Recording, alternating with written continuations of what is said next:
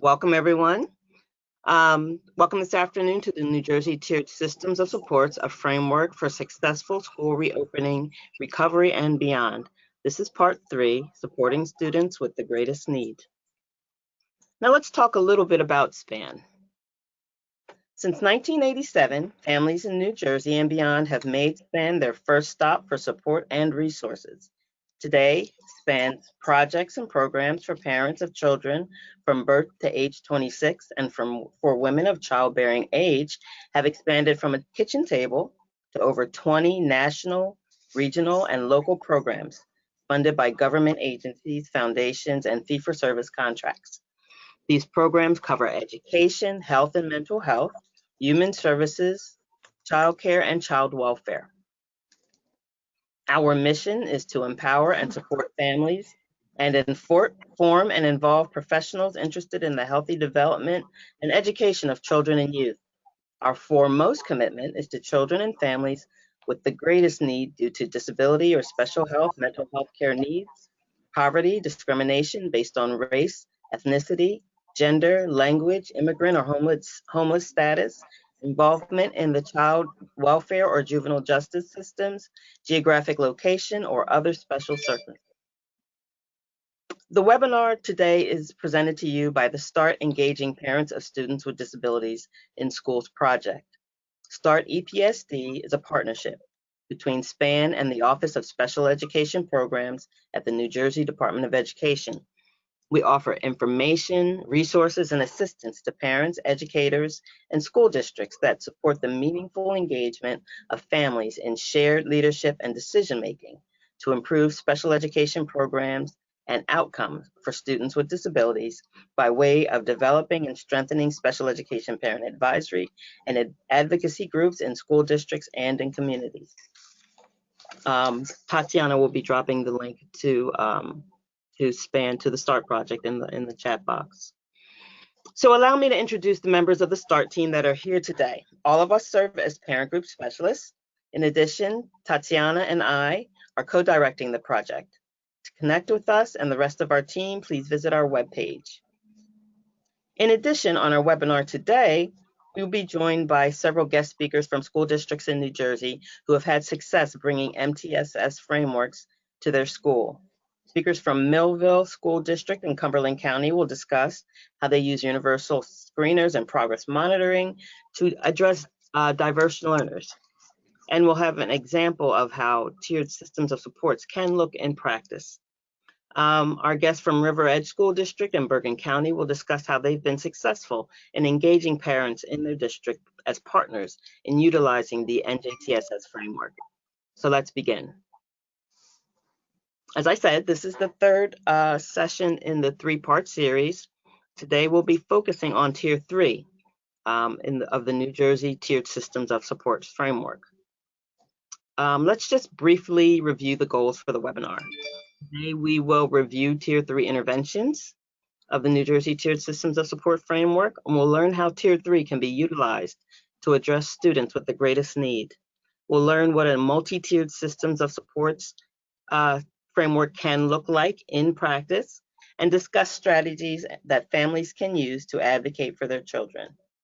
But before we do that, we'd like to know who's in the room. Tatiana?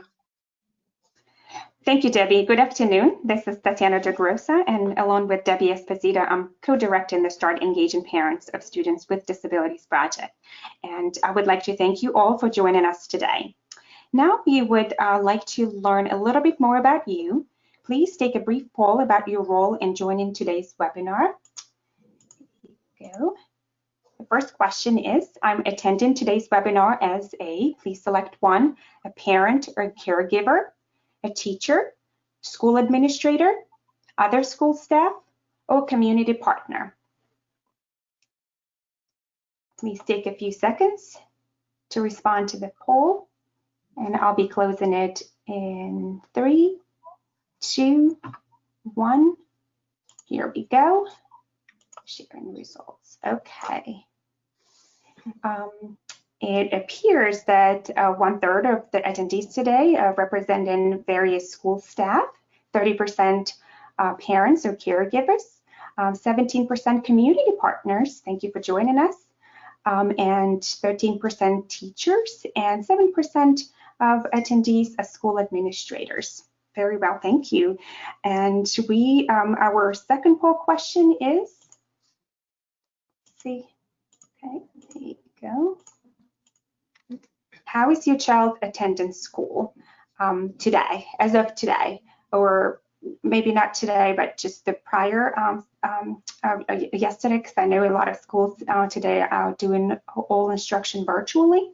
But we would like to know the model of your child attending school at this time. If you are an educator, which model are you using for instruction for your students? Please select one, whether full-time in person, remote or virtual instruction, or third option is a hybrid, a combination of remote and in person. Again, I will give you a few seconds to respond. 3, 2, 1, closing the poll, and here are the results. Okay, it appears that the majority of you participating in the hybrid model, which is a combination both of remote and in person. The next highest, 36%, doing all virtual or remote instruction, and 6% in person. Thank you very much for participating in the polls. And next, Debbie will give us a quick refresher on New Jersey Tiered System of Supports framework. Debbie? Thanks, Tatiana.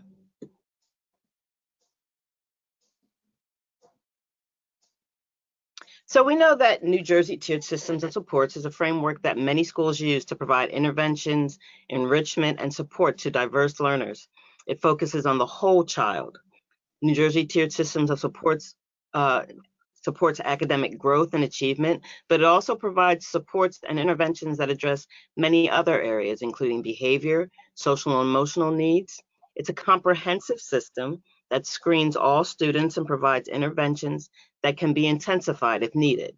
It's a proactive rather than a reactive or a wait to fail system. In our last webinar, we discussed Tier 2. So Tier 3 is more explicit, focuses on remediation of skills.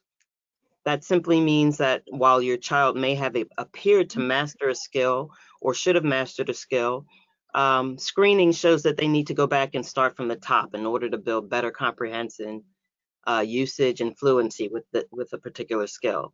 So interventions in Tier 3 are provided for a longer duration of time, both in overall length of intervention and regularly scheduled minutes of instructional time, and occurs in smaller groups. Students receiving Tier 2 support are monitored once per month, or twice per month, compared to weekly or twice weekly at Tier 3. Progress monitoring at Tier 3 is more frequent, but relative to the frequency of monitoring at Tier 2. The increase in data collection at Tier 3 reflects the urgency of the student's educational need and allows the staff to make decisions regarding instruction more frequently. So taking a closer look at Tier 3. Tier 3 interventions address the needs of a small percentage of students who either have significant needs as identified through data, like, for example, the Universal Screener, or who have received Tier 2 interventions as intended, but continue to experience challenges that interfere with their academic and or social progress in school. Tier 3 includes students with and without disabilities who are struggling with reading, math, and or behavior, despite receiving high-quality instruction and interventions. These students' challenges are at a level of intensity greater than those in Tier 2 and leave the student at risk. And that could be at risk for shutting down or dropping out. So a student's academic deficits, as we know, might contribute to behavioral issues, such as disengagement. And behavior is likely to adversely impact his or her educational performance. Therefore, interventions at this level may address multiple issues that have impact on student success. For students with disabilities, intensive intervention may be helpful if they're not making progress on their IEP goals. The intervention in Tier 3 is led by a specialist or an expert, reading specialist or special educator, math specialist, behavior specialist, school psychologist, or school counselor, for example. They prioritize instructional and environmental, adding cues, providing specific feedback, changes that will support the student rather than trying to change the student to fit into the environment. The location of the intervention may vary, but intensive interventions often occur in small groups of 1 to 3 students. Intensive intervention is not a one-size-fits-all approach or a quick fix. It may take time and changes before the student makes progress. And we're going to hear from Millville in a minute, but I just wanted to talk about considerations for special education. We sometimes hear parents express concerns that RTI or NJTSS or other multi-tiered systems of support are put in place as a way to delay or to deny special education services. That is not the case. Districts cannot use RTI strategies to delay or deny a timely evaluation for children suspected of having a disability. Simply put, RTI is not a reason to delay a special education evaluation. If a parent feels strongly that a child has a learning disability, they can request an evaluation at any time. However, it should be noted that just because a child may be struggling, it doesn't necessarily mean that they have a disability.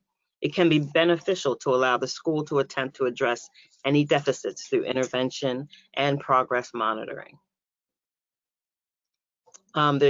There's nothing in IDEA that prevents students who qualify for special education from receiving RTI services, and that families and schools should definitely work together to make sure that special education services conform with an eligible student's IEP and related services to provide students with a free and appropriate public school education. So to sum up, the defining features of Tier 3 interventions include a greater level of intensity relative to Tiers 1 and 2, and a design that meets individual student needs and address the skill deficit or behavior or social challenge. A student's academic deficits may contribute to behavior issues, such as disengagement, which we spoke about. RTI and NJTSS are not a way to delay special education, and intensive intervention is not a quick fix or a one-size-fits-all approach. So I covered a lot of things. Are there, Tatiana, do you see any questions in the questions box? Not at this time. There were some questions that that I've responded regarding technical issues. Again, if you have any technical issues, or please feel free to add them in the questions box, and I will help you get connected. Remember also that if you have a question about the content of this webinar or our presenters, you may choose to type your questions in the questions box, or feel free to raise your hand and unmute yourself to ask.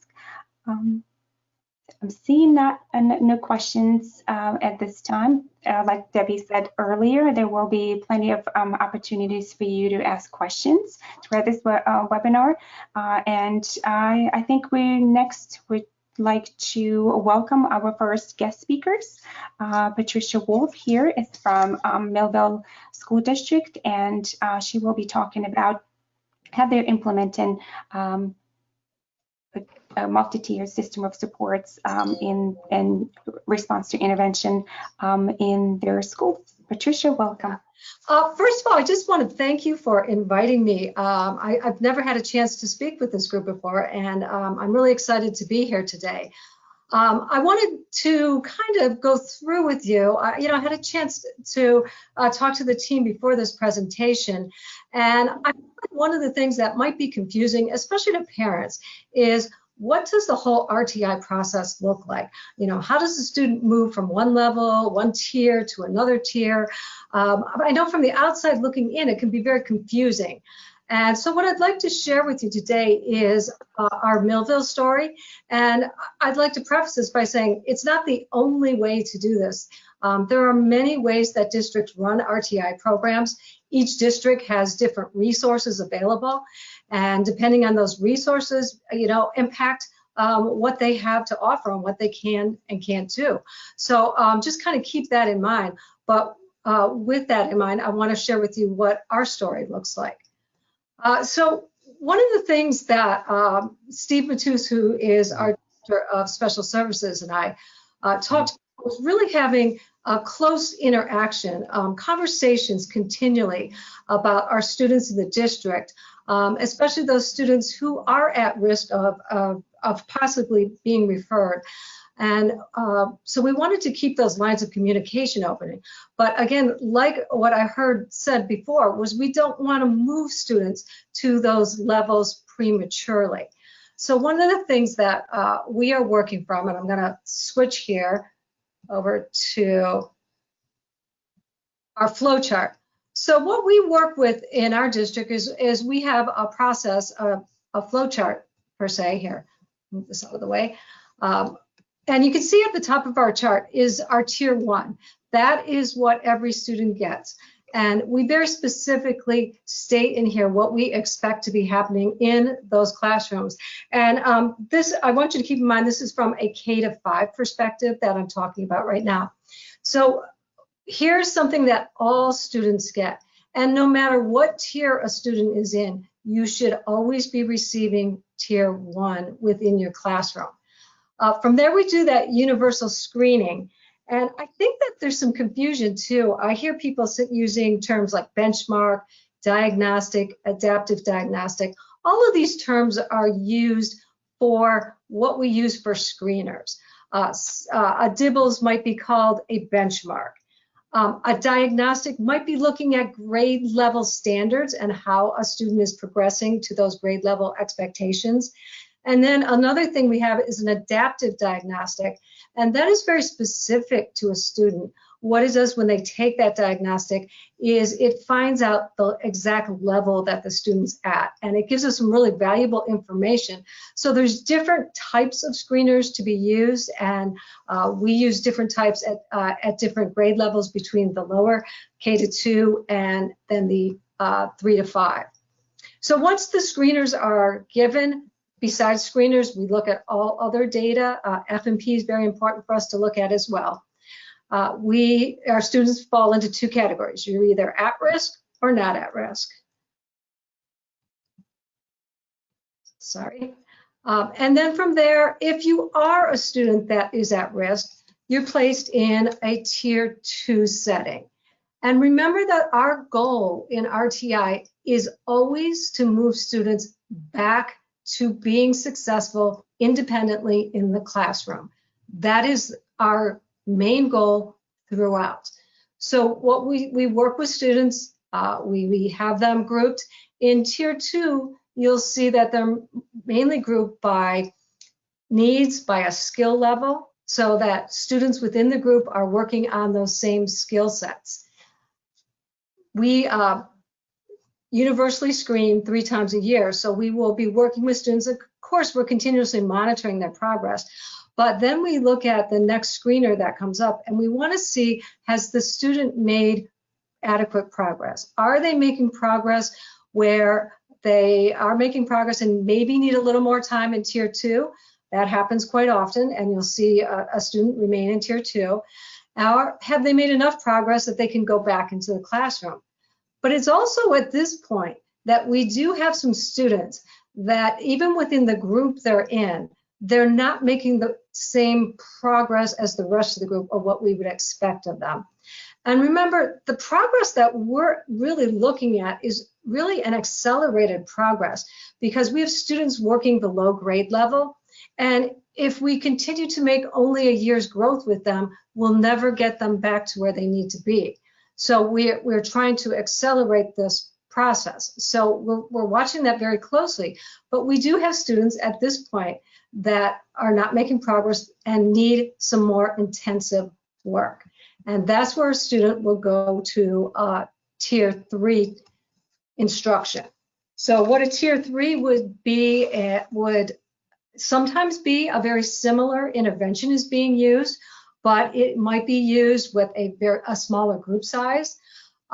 There's a possibility that a student could be pulled additional time. There's also different interventions that may come into place, and that really depends on the student right there. So there's not a one-size-fits-all. It's really based on what we see that the students need. And hopefully from here, with that intensive instruction, we can move them back up into the tier 2 and then continue to move them back up to the adequate progress. Once a student is here, though, we don't want a student to stagnate or stay in a tier 3 intensive instruction for long periods of time. This is a time where we need to have some continual conversations. Back up in tier 2, before we move to students to tier 3, we're having conversations with Steve and his team to talk about students that we may be concerned about, so that they're on everyone's radar and we're having conversations. But after 2 cycles, which would be about a year on ours, we would probably look to, if a child is not making any progress, is a child study team referral. I'm going to jump back over to the PowerPoint. So that's really the basis of how our system works. Here, when we have these tier placements, I know I'll probably get a letter or something from the RTI team that your child possibly is needing assistance. And I want to show you just a little bit so you can see. Oops, it looks like it logged me out. So we are lucky enough in our district to have a data management system. And we keep all of our information in here. And while I can't share with you any personal student information, I can share with you. Got to move a couple things out of my way that are blocking, sorry. So I'm going to go back.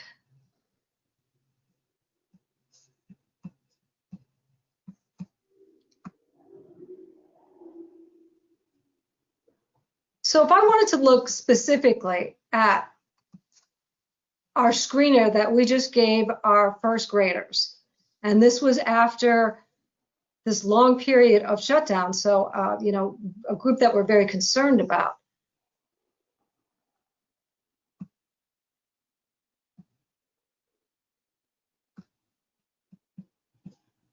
Okay, and can everybody see that graph?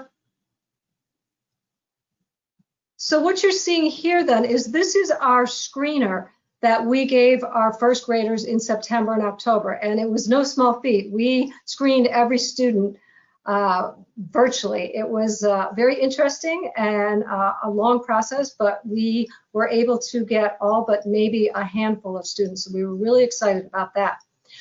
So this gives us your overall data, but within this data, there's a lot more information, because if a student might qualify, but I need to know at what skill level are they most struggling at. So while I'm showing you these different pull downs I have here for where we screened, I have this for every individual student. So that's what I use in placing a student into a group.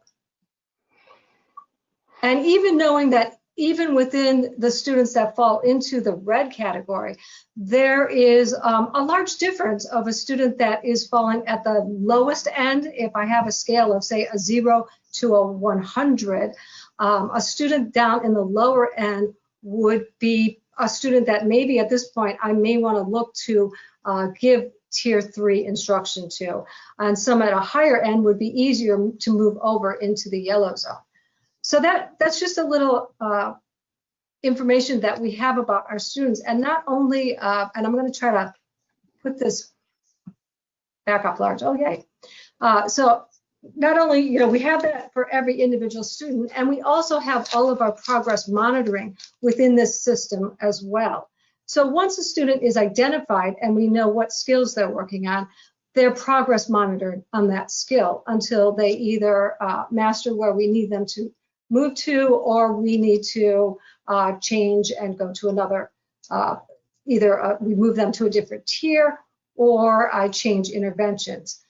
You'll see that progress monitoring is less frequent up in this tier, And some of what we use here is LLI, that's level literacy instruction. And when I'm trying to move a student up a reading level, that takes longer than some skill-based acquisition. So I want to give a little more time so that I can actually give a child a chance to move up to levels and show some progress. And then in here, when we're down into students receiving Tier 3 intensive instruction, we always progress monitor weekly. And this is where, like I talked about before, that intensity increases. And that's basically the layout of our program. And I have to tell you, it was interesting to see the survey there, how many were hybrid, how many were virtual. And it seems like a lot of your students are hybrid as well. And I got to tell you, we've had a lot of challenges this past year. You know, some of it has just been a lack of contact with some students, inconsistent attendance. And you can see just from the graphs that you saw, we've had large number of students this year who qualify for RTI. And this is giving us less face-to-face time by having this hybrid remote situation. So what's happening is that we are relying a little bit more on some online platforms to use on those days that the students are remote. And, you know, of course, at home, we have login difficulties, bandwidth. One of the things I also wanted to mention was parental assistance. And I'm a parent myself, and I know that I always wanted to help my children to be successful. But when the RTI team is working and using a diagnostic, or we are doing a screener, as much as you want to help, is try to control that urge, because it really is important for us to know exactly what the student can do independently. And of course, our new kindergartners are meeting our RTI staff online for the first time. So that was a bit of a challenge for us to start with. But I've got to say, I've got a really creative team of professionals that I work with. We have contact with our special ed department on a regular basis. We share data back and forth, as well as sharing it up to the classroom teachers, because when I see those large numbers in red, I know that I need a whole class intervention, so that I'm trying to pull in things that I can give the classroom teacher to use to support the students, as well as the RTI instruction. And remember that it's important here that when I take students out for RTI, it is supplemental to what they're getting in the classroom. I don't want to take them out of their literacy block to give them a literacy intervention. It should be in addition to what they're receiving. And of course, this, you know, it makes scheduling sometimes a nightmare, but we do the best that we can. Right now, we're able to see all of our students at face-to-face at least twice a week. While they're in hybrid, and even if they're on full virtual, we are still seeing them twice a week. And we're monitoring them with some kind of online platform at home. And for our situation, we have decided to progress monitor all of our students weekly right now, so that we can see what is happening, if students are making up ground by some of this intervention that maybe was lacking a little bit in the spring, or if we need to make some adjustments to curriculum, or, you know, we're looking at this whole picture right now. And of course, we're still, with students receiving Tier 3, we are trying as best we can to give them that additional time and have them in smaller groups. And that's the Millville story. Questions, anyone? Thank you so much, Patricia, for this comprehensive presentation sharing the Millville story. We do have one question for you. When you were speaking earlier about the assessments for K-5, they're administering this assessment for your students in K-5. The question is, did you mean it's a physical classroom, or it's age, or it's a grade level, or it's age level, or it's a reading level? The grade level. So K-5 would be our K1 and 2 students. We use a Dibble screener for those students, and then we use an adaptive diagnostic for our students in 3, 4, and 5. Thank you for clarifying that. And one more Again, I'm sorry. I just for parents that are online that don't know what a Dibble screener is. Can you talk just briefly about what that screens for? Okay, so it's a very comprehensive screener, and it focuses on phonemic awareness, on letter naming, oral reading fluency, and different skills are focused on at different grade levels. At K, we're looking at nonsense word fluency. We're also looking at letter naming fluency. As we move up into first grade, that's when we first look at oral reading fluency. And our phoneme segmentations. So it is different at each grade level, but it's very specific to developmentally where a student is at that age and grade. And these are all nationally normed, so they compare students to how students across the country perform. Great, thank you. Thank you so much. We have a couple more questions. Some people were asking about the software that the Millville School District is using. I believe it was Linkit. They're wondering what type of software this is, and is it used just for your school districts or or is it available for other school districts? How popular it is? It's very popular, actually. So remember that is not an intervention tool. That is a data management system. So what that does is it houses all of our information, any assessments that students take, anything that we have data on our students goes into this Linkit. And it's quite popular across the state. A lot of districts are using it. And I have to say, it's really a valuable tool. If I need to look up an individual student, I can pull their history up. And as long as they've been in the district, I can tell you exactly what they've done. I can tell you the interventions I've used. I can look at their progress monitoring across time from those interventions. So it's a great storage locker for everything. Oh, it sounds amazing. So can parents have access to this data as well? Well, you have to remember that it's very confidential because it's individual student data. So, we have rules about data that can be shared. We don't share that with anybody except a parent and their own child. Of course, I have a district level, so I can see all students, and it really narrows down. Even teachers only have access to the students in their classroom. So while I don't believe there's a parent portal for it, you certainly as a parent could ask to see, if you were having a conference with your teacher, if that data that's on their student is their data. Thank you. We have a couple more questions. Do you have more? Right now in this environment, do you think there are more parents asking for child solidity evaluations at this time due to e-learning or struggles their children are having? I think everybody's struggling right now. I think, parents are struggling with, giving instruction at home and trying to support their students. I've had conversations with parents who just feel like they're not successful in what they do. And, I try to reassure them, just do the best you can. We try to send things home, but I haven't seen more requests lately, but I have, had more requests for support. And I got to sometimes in the past, when we would offer RTI services to students, I would have parents that would refuse the service.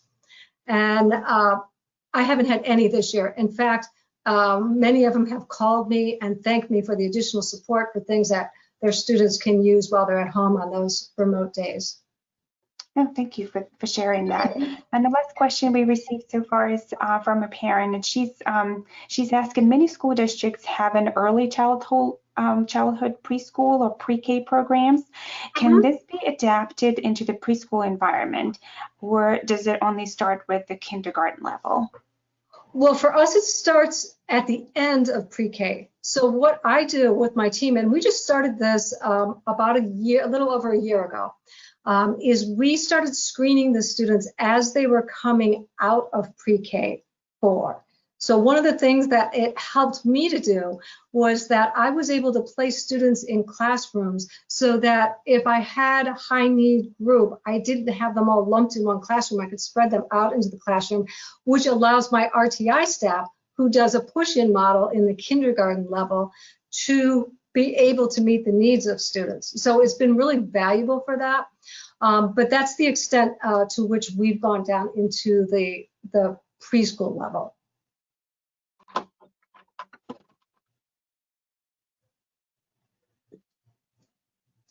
Great. Thank you so much, Pat. I'm seeing no questions. Let me just check to see if there are any raised hands. Okay. Okay. I think we're good. Thank you so much for this, Patricia. And next, Debbie. Do I have to stop share on mine? You're already. I think Debbie just took care of that. Thank you. So let's talk about some questions that parents can ask in terms of, engaging with your school district around what Pat just discussed with us.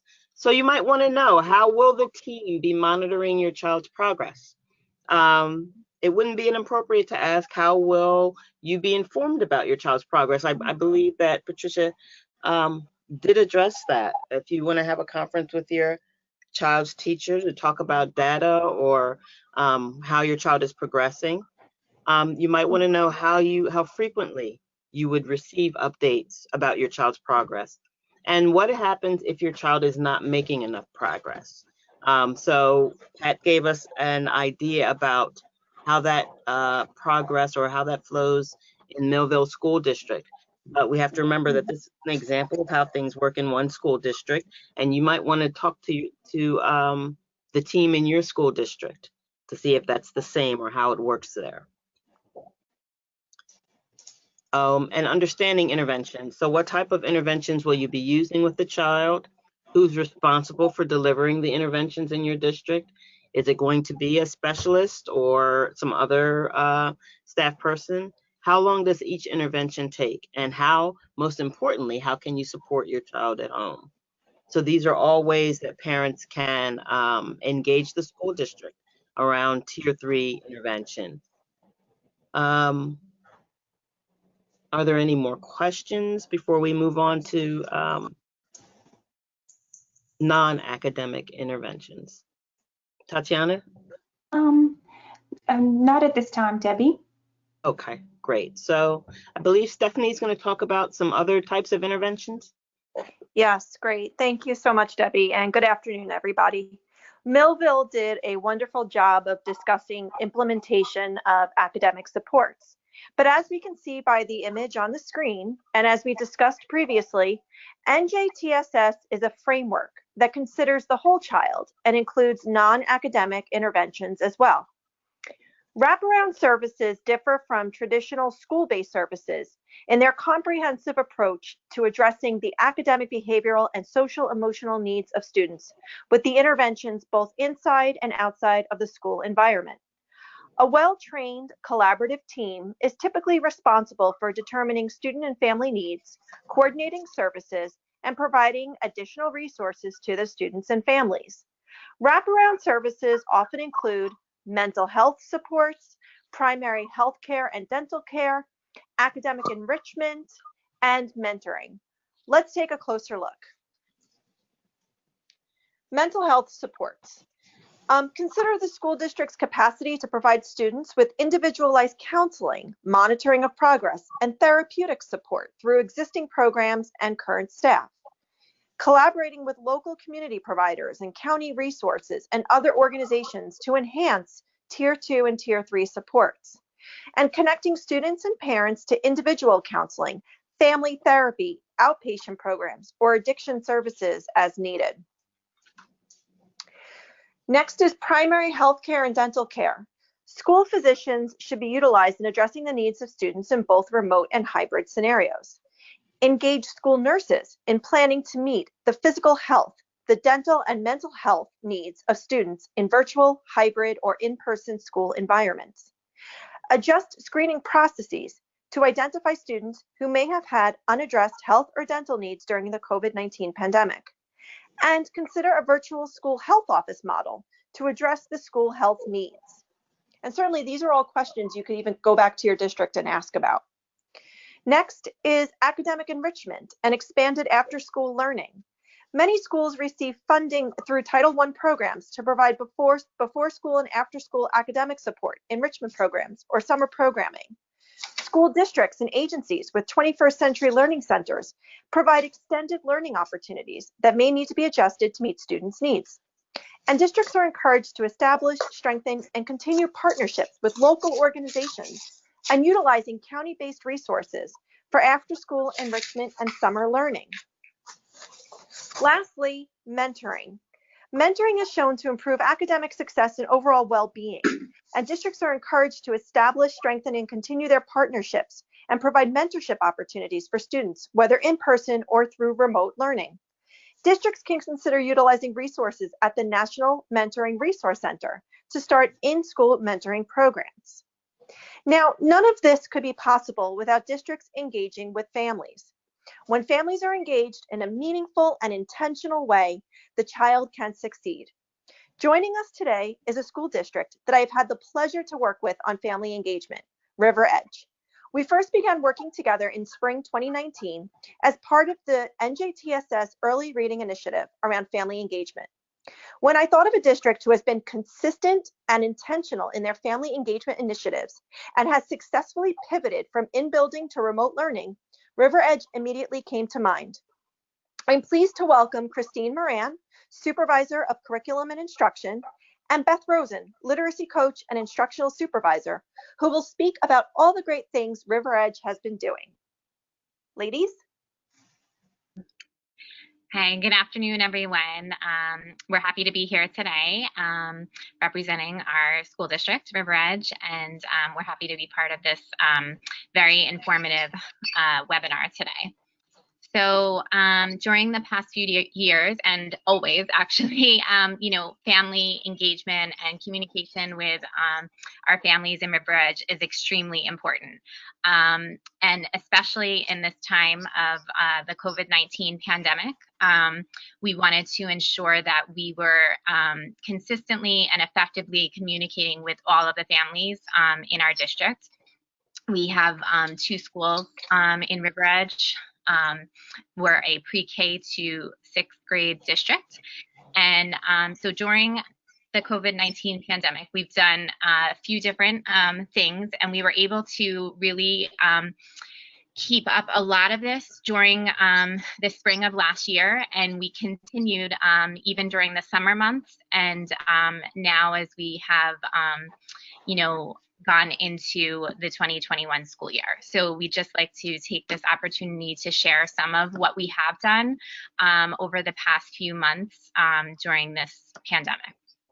So in order to ensure a consistent location of where all of our district updates can be found, we do have a district updates and information page on our district website, and all information for parents and families can be found on that website, including our district reopening plan, messages from our superintendent, links for parents to access different materials, and different technology tutorials as well from our tech support team during this time of hybrid and virtual learning. So that is on our district website, and we consistently share that out with all of our families and parents throughout this time to remind them that it is there. Surveys have been a very important part of this experience for us. We have consistently sent surveys to all families, and we have focused on technology, of course, social emotional learning, and virtual and hybrid learning. Actually, in the next few weeks, we're hoping to send out a survey to all families to see how this current school year, the start of the school year, is going for all families, and what needs they specifically have during this time. In River Edge at this moment, we are currently implementing the hybrid model. So we do have some students who are in person in the building, and of course we have students who are learning remotely from home. All of our surveys, we do translate them into Korean and Spanish, which are dominant languages in our community. So when we send out any survey to families, we do translate into Korean and Spanish. Regarding communication, our superintendent, Dr. Bendov, does send weekly updates via email to all families, and she also communicates with individuals who contact her directly as needed. Our principals, Mrs. Heitman, Mr. Hensel, and Mr. James also send messages to families via email, and our supervisor of special services, Mrs. Keurig, sends messages to families via email. We do send a lot of our messages via email, but we also understand that, especially in today's world, social media is where a lot of people get their news and information from. So in River Edge, we do have a Facebook page and an Instagram page, and we post photos, videos, and messages consistently on those pages. And we actually just yesterday received some feedback from some parents in town that that's the best form of communication for them, because that's where they look to first and foremost. A lot of people right now are being inundated with emails, and some parents are not necessarily always looking there first. We've also included parents in all of our committees with regards to reopening. We had a district reopening task force, and parents were included on all of our subcommittees, whether it was curriculum, social emotional learning, scheduling, health and safety. Parents were a part of each subcommittee on our task force. Right now, we have a pandemic response team at each school in our district, and parents are represented on both of those teams. We also have parents on our school climate teams for both buildings, and we also have parents included in our DEAC committee, which is our district evaluation advisory committee. Next slide, please. Thank you. Now, a big part of what we want to always do in River Edge is we always want to keep our parents and families informed. So throughout this summer, our district decided to hold several town hall meetings because we found that we actually had a board meeting in June, and our board meeting was very well attended virtually via Zoom.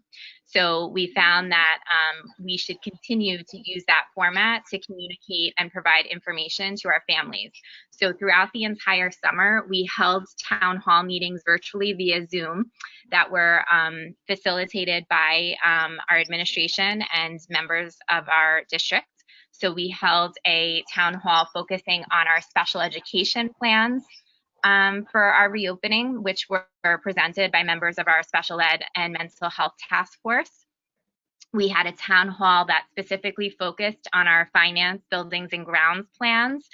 Very well attended was our health and safety town hall, which was presented by our health and safety task force subcommittee, which was headed by our district nurses. And during that time, parents and families and staff members were able to ask questions about health and safety protocols that would be taking place in our district. And we also had a town hall that focused specifically on curriculum, social emotional learning, and technology plans. And our curriculum, SEL, and technology subcommittees presented that. And we were able to inform parents of what exactly instruction would look like for their children for the 2021 school year. We also, we've always hosted River Edge Parent Academy sessions throughout the year, focused on a variety of topics. And during the spring, when we suddenly shifted to virtual learning, we actually continued to implement Parent Academy sessions via Zoom. And we actually had better attendance from parents during the virtual sessions than we did when the sessions were held in person. So during the spring, we actually had 5 Parent Academy sessions focused on a variety of topics. One was on Zoom fatigue, how families can deal with that, because this was all new in the spring, teaching and learning through Zoom and being in front of the screen. We also had a variety of technology sessions. We also had things that students and families can do with hands-on science activities at home and during the summer. And so we, since they were so successful in the spring, we decided that for sure we wanted to continue them this fall. So before the school year even started, we did have a technology support session for kindergarten and grade 1 parents specifically. As our younger learners, we do realize that an adult usually is helping our younger learners learn at home. So our tech coaches here in district gave an overview of the technology that is needed for kindergarten and grade 1. We also already had an ESL parent evening via Zoom for all parents of our English language learners. And then just recently, we had a Parent Academy hosted by myself and 3 of the teachers in our district, where we shared tips for student success for virtual and hybrid learning. And we had teachers representing all of the grade bands in our district, and they were able to focus on the topics of organization, technology, and student engagement. So that presentation focused on those 3 topics, and we were able to share tips that would be helpful for families to support their children throughout this learning process.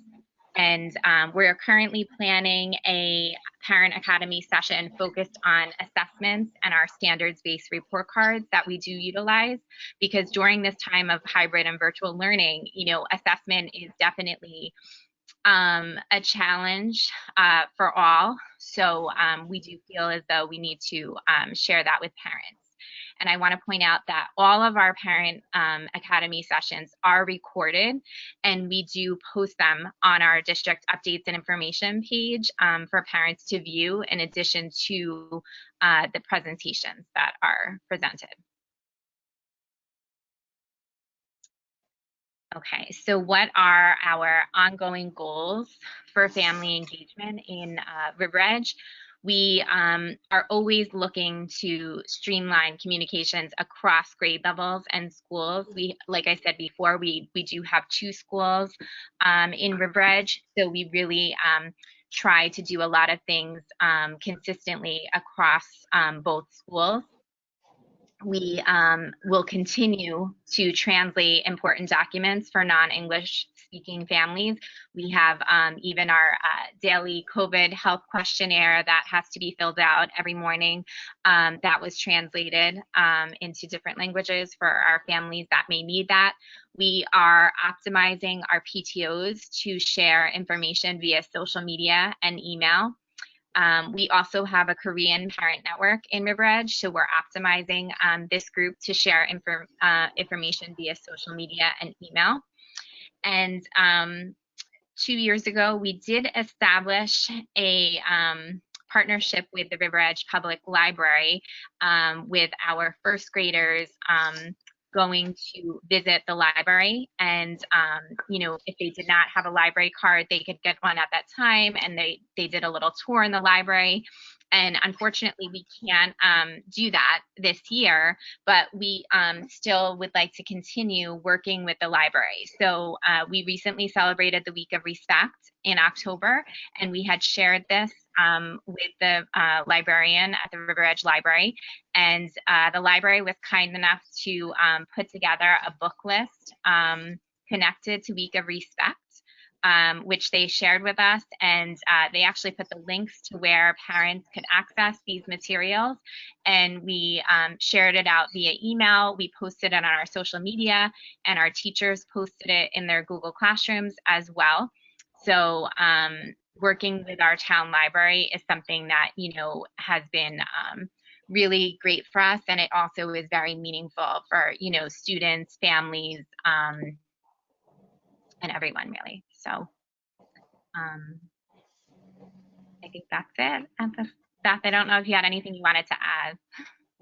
No, I just want to emphasize that the library has been so open to different initiatives that the district has. So as we look forward in our own school goals towards something like a diversity committee, they have expressed interest as well as extending that to the citizens of River Edge and not having it be just a school-centric goal, but having it be a town collaboration. So it's been great. Great. Well, thank you so much to Christine and Beth for sharing all the wonderful things happening in River Edge. We wanted you to hear directly from a district so that you can share some of these initiatives and bring them back into your own district. And it's just one of the many things that you can do. But let's take a look at a couple of other things that parents can do. So it's about going and talking about two-way communication and asking, what are the best ways to communicate with my child's teacher? What's the best way for my child's teacher to communicate with me? What information should I share about my child? And how will data be shared with me? And then going back to parent to family engagement, next slide, to family engagement, we want to talk about all the things, and it's interesting because River Edge has been doing pretty much all of these things on the list. So it's parent survey in multiple languages to assess the needs of families during the reopening phase. And you want to consider using multiple platforms to administer the survey. Establish, strengthen, and continue valuable partnerships with different organizations and community service organizations, nonprofits. Involve parents and guardians in district and school level planning teams, conducting virtual home visits during the pandemic as a way for teachers to learn more about the families of their students, get the parents more involved in their child's education, and bridge cultural gaps that may exist.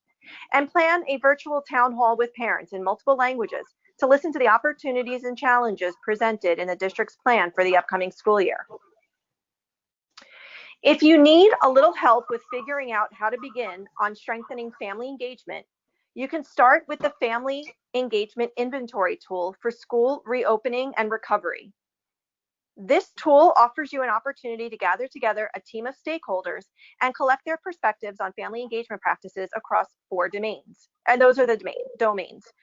The results help to build and strengthen staff and families' capacities to create partnerships focused on learning for all students.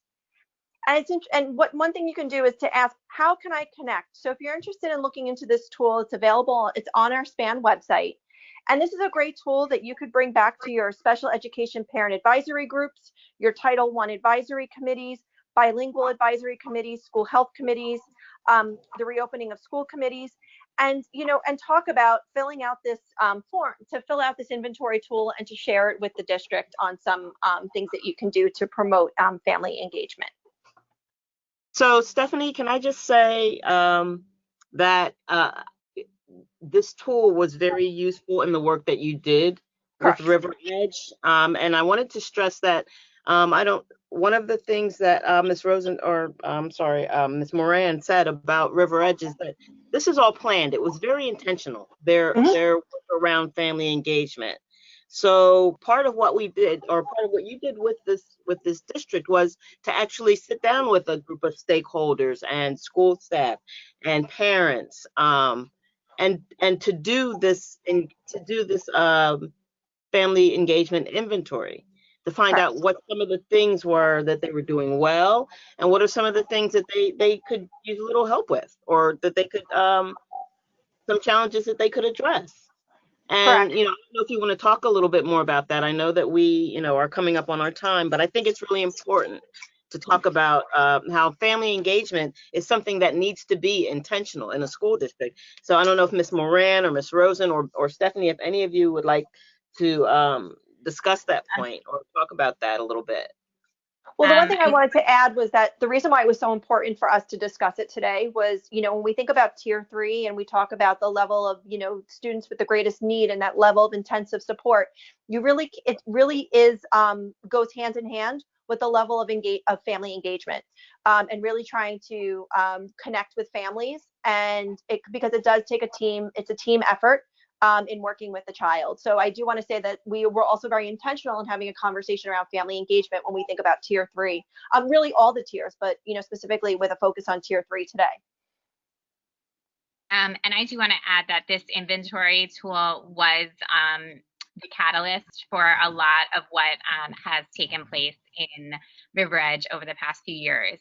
During the meeting, we did have various stakeholders, including parents, board members, administrators, teachers, and everyone had a chance to look at this tool and take part in the rating process of this. And when we as a team looked over the results, that prompted a lot of what we're doing right now. So I think it was extremely beneficial for all of us in River Edge, and many great things came out of it, and it was important to listen to, what our parent representatives on that during that meeting had to say, and how things are